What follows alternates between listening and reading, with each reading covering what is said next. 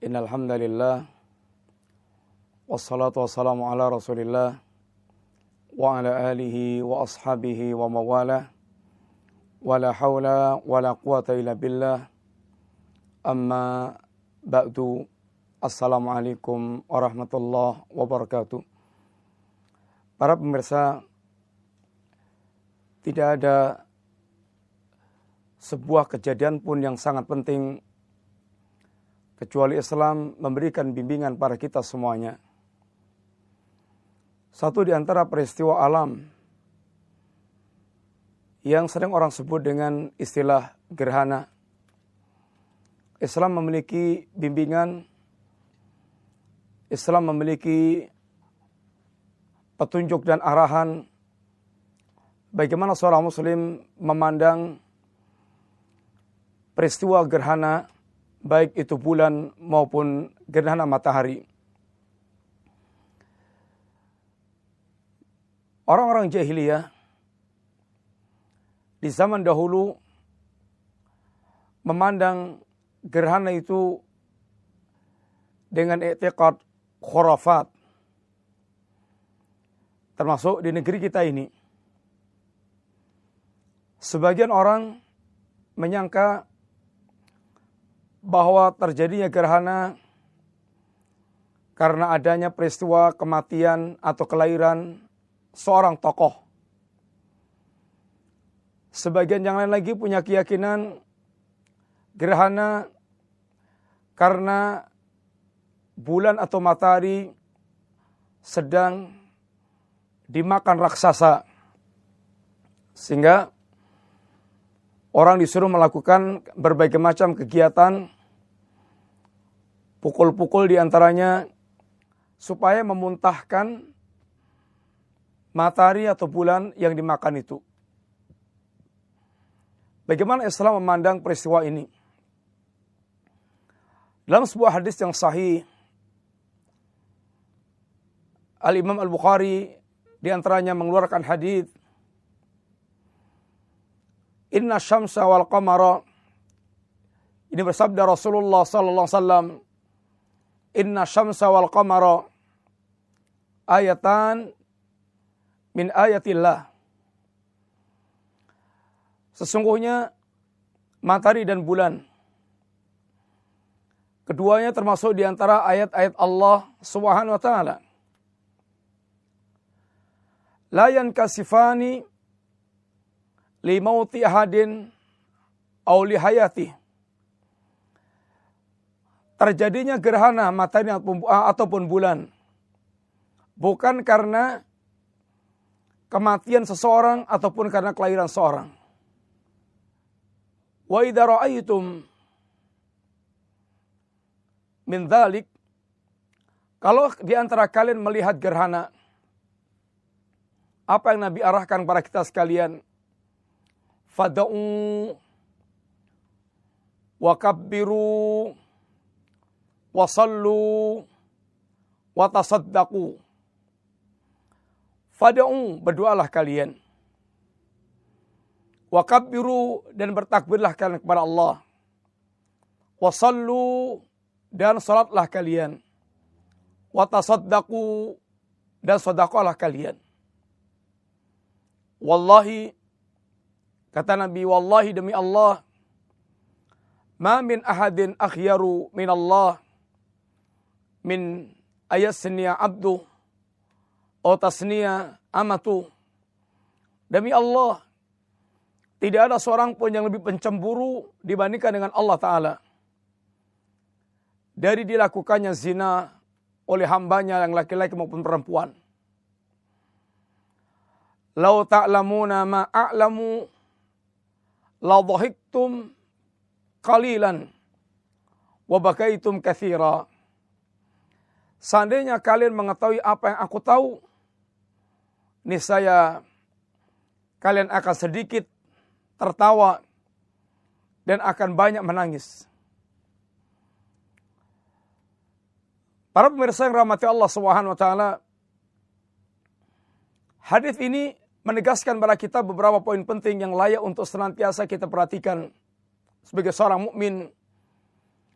Dan ini menunjukkan sempurnanya petunjuk Islam, sempurnanya petunjuk Allah, yang sebagian orang yang akalnya rusak tidak pernah bisa mengkaitkan antara kejadian alam dengan bimbingan Rasulullah SAW.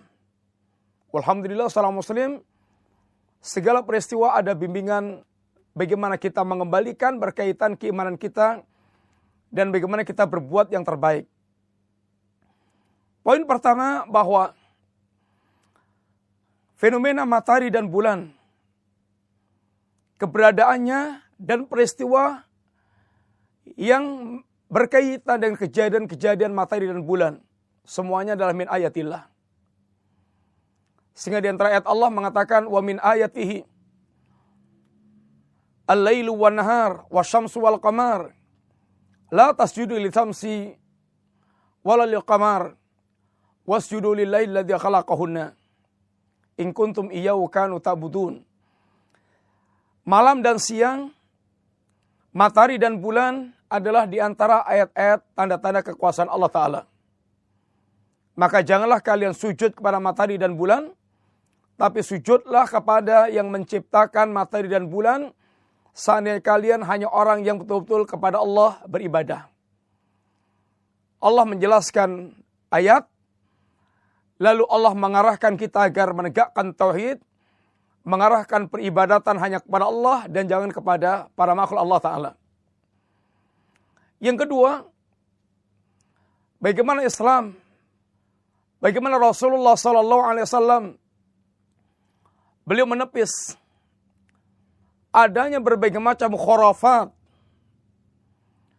yang berkaitan dengan peristiwa gerhana matahari maupun bulan.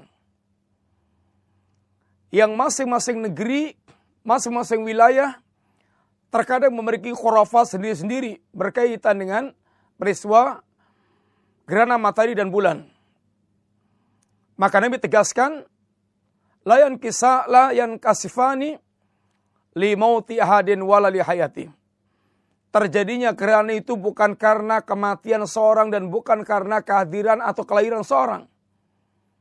Tapi ini merupakan ayat Allah yang Rasulullah SAW jelaskan dalam hadis yang lainnya. Haula'il ayat yursilullahu la takunu li hayati li mauti ahadin wala li hayati walakin yukhaffifu ibadahu. Ayat-ayat yang Allah tunjukkan, yang Allah Subhanahu wa taala mengirim ayat-ayat tersebut, maka ayat-ayat ini bukanlah disebabkan karena kematian dan kelahiran seorang. Akan tapi Allah dengan peristiwa itu yukhaffifu ibadah. Allah ingin menanamkan rasa takut di hati para hamba, sehingga agar seorang mukmin dia kemudian betul-betul mengambil ibrah. Kekuasaan mutlak ada di tangan Allah.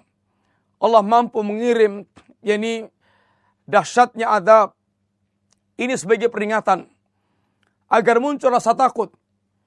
Rasulullah SAW ketika beliau terjadi peristiwa gerhana, bagaimana takutnya hati Nabi, sehingga benar-benar Nabi sampai keliru mengambil selendangnya karena membayangkan ini peristiwa kiamat yang Allah SWT menjadikan gelapnya atau hancurnya alam semesta.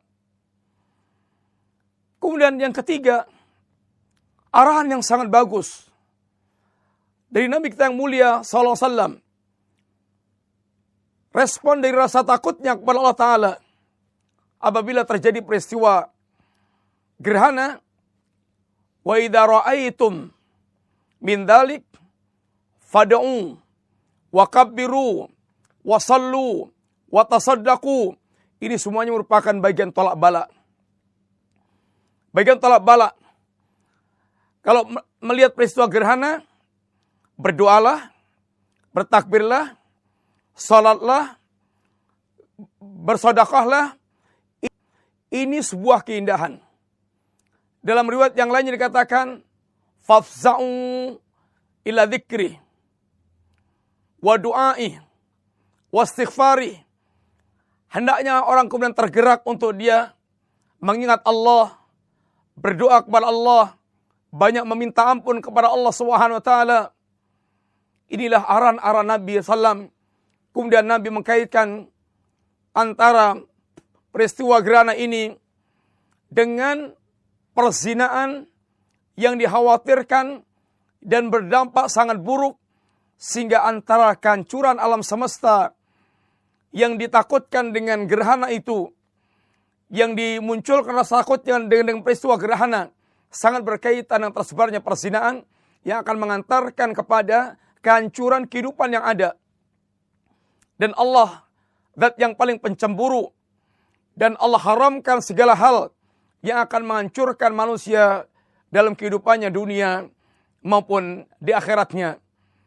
Inilah diantara bimbingan-bimbingan yang sangat indah dan menumbuhkan keimanan kita dan mengembalikan kepada Allah Subhanahu wa taala, dan bagaimana kita berbuat baik kepada manusia dengan banyak sedekah. Maka dengan demikian betapa sangat indahnya Islam membimbing kita sekalian menghadapi peristiwa-peristiwa yang semisal ini dan menunjukkan tentang sempurnanya ajaran Islam. Semoga Allah memberikan taufik kepada kita untuk memiliki keyakinan yang benar, untuk melakukan ibadah yang benar, untuk memiliki akhlak yang mulia, dan semoga Allah menjadikan kita di antara hamba-hamba Allah yang senantiasa tumbuh rasa kekhawatiran dan ketakutan kepada Allah Ta'ala. Wassallallahu ala nabiyyina Muhammadin wa ala alihi wa sahbihi wa sallam. Assalamualaikum warahmatullahi wabarakatuh.